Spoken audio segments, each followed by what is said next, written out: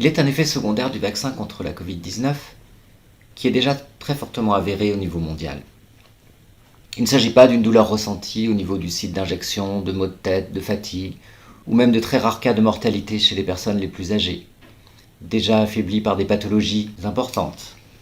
Il ne s'agit pas non plus d'un effet secrètement souhaité, comme le supposent les complotistes, telle une modification génétique ou un pistage électronique qui soumettrait les vaccinés à un contrôle politique sans limite.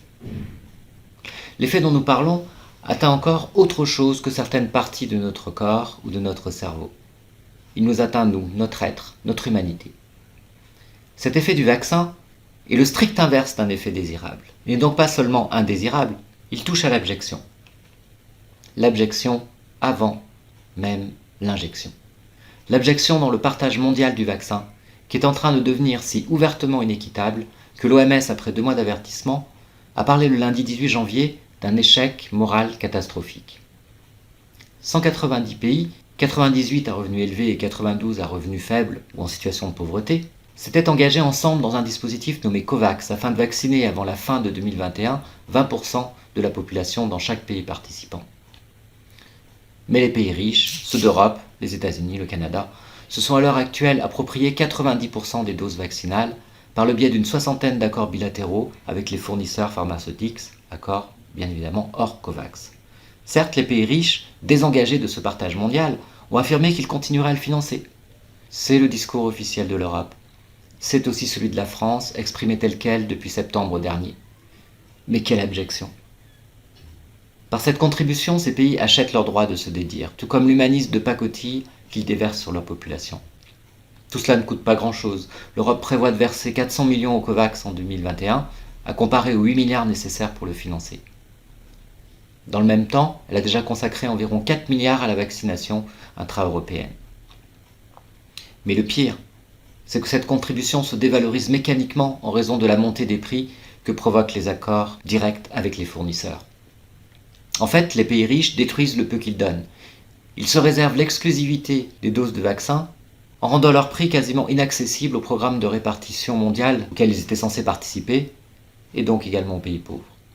Dans 67 de ces pays, les vaccinations n'atteindront ainsi que 10% fin 2021, selon une page de l'Oxfam qui détaille son mode de calcul.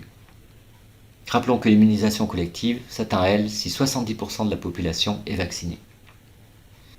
Il semble que nous, Européens, nous n'en ayons pas grand-chose à faire de cet échec moral, ce qui veut dire qu'il n'est pas seulement très probable, ou qu'on devrait s'interroger sur sa prévisibilité, mais qu'il a déjà lieu. Qu'il a son lieu, notre lieu. L'échec moral est précisément notre indifférence devant la prévisibilité de cet échec, manifestée d'une manière éclatante au reste du monde. Il suffit de lire la presse 2 jours après ce discours. À peine a-t-il été relayé que l'on est déjà revenu à nos obsessions. Nous nous demandons si les répartitions de doses vaccinales sont bien équitables entre la France et les autres pays européens, ou entre les régions françaises, si la France vaccine assez vite, alors que nous retardons indéfiniment la vaccination de populations bien plus importantes numériquement que la nôtre. Le plus absurde, c'est qu'une journée après le discours du directeur de l'OMS, les journaux français titraient sur la baisse de notre espérance de vie due au coronavirus. Une baisse de quelques mois, qui l'établit fin 2020 à 85,2 ans pour les femmes, 79,2 ans pour les hommes. Cependant, l'écart avec l'espérance de vie dans les pays pauvres n'en souffrira pas beaucoup, puisque celle-ci est de 20 ans inférieure. On objectera peut-être que c'est parce que nous avons une population plus vieille que nous devons vacciner avant. Quelle objection abjecte! Elle oublie que la pauvreté est un facteur majeur dans la mortalité de la Covid-19, et que la pandémie pourrait donc fortement accentuer l'écart entre les espérances de vie, qui étaient en voie de diminution, principalement en raison de la baisse de la mortalité infantile. Où il suffirait de se placer 1 seconde à l'extérieur de nos obsessions habituelles pour mourir de honte. Si mourir de honte était possible, si nous n'étions pas vaccinés contre cette mort-là, si nous n'étions pas nés vaccinés, s'il n'était pas évident que notre espérance de vie ne perd pas 1 minute sous l'effet de la honte. Il est cependant bien possible que notre abjection collective nous revienne en pleine figure, non pas en raison de quelque justice divine, mais simplement parce que nous continuons à appartenir au monde. Le même discours du directeur de l'OMS nous le rappelle. La vaccination contre une pandémie n'a d'efficacité qu'au niveau mondial. Nous, membres et citoyens de pays riches, pouvons toujours nous imaginer tous vaccinés, immunisés contre toute contagion venue du reste du monde grâce à nos anticorps et à nos frontières. Nous serons dans tous les cas durement touchés. Du point de vue de notre dépendance vis-à-vis de l'économie mondiale, cela va de soi. D'un point de vue sanitaire, le partage inéquitable du vaccin provoque à terme sans doute son manque d'efficacité puisque la circulation du virus dans les populations non vaccinées favorise sa mutation. Peut-être même alors que des populations plus jeunes seront en danger, et pas seulement ailleurs. Il est bien inquiétant que nous ne soyons collectivement même pas capables de cette raison calculatrice qui donne une forme de cohérence à l'individualisme et même à l'égoïsme. Le problème, c'est que le nationalisme et l'ethnocentrisme ne sont pas seulement des égoïsmes, ce mot gentil utilisé par le directeur de l'OMS, mais des croyances morbides. Ne sommes-nous pas, en effet, en raison même de notre espérance de vie, à demi-mort, à demi tués par cette espérance, incapables de jamais placer notre espoir ailleurs? On a pu dire au XIXe siècle qu'un spectre planait sur l'Europe, celui du communisme. Et quoi que l'on pense de ce dernier, il faut au moins reconnaître qu'il s'agissait du spectre du partage équitable. Le risque a bien disparu, le spectre est bien mort. Mais il nous laisse errer comme des millions de spectres au ras du sol européen.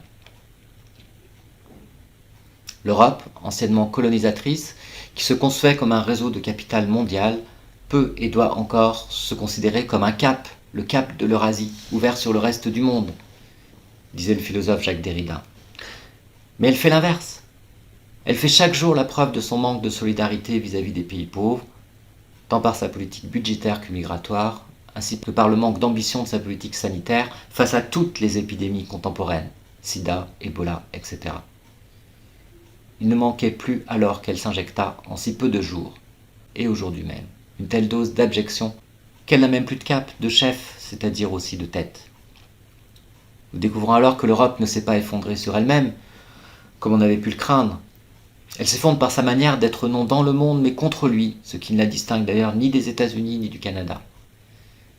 Et il n'est pas sûr que l'investiture du nouveau président des États-Unis y change quelque chose. Espérons alors que nous avons encore une chance de survivre à l'abjection. Mais cela exige un retour très rapide des pays européens dans l'accord COVAX. Cela exige notre ralliement effectif et pas seulement verbal à un partage mondial de doses vaccinales. Cela exige que l'Europe pèse de tout son poids pour que la recherche sur le vaccin donne lieu à des données aussi publiques que les fonds dont elle dispose. Autrement dit, que ce ne soit pas la logique des multinationales pharmaceutiques qui domine, mais bien une logique qui se place dans l'horizon d'un vaccin devenu bien public, mondial. Cette voie, inverse à celle que nous sommes en train de prendre, est toujours possible. Et une fois encore, elle correspond bien à la seule projection qui puisse sauver notre humanité.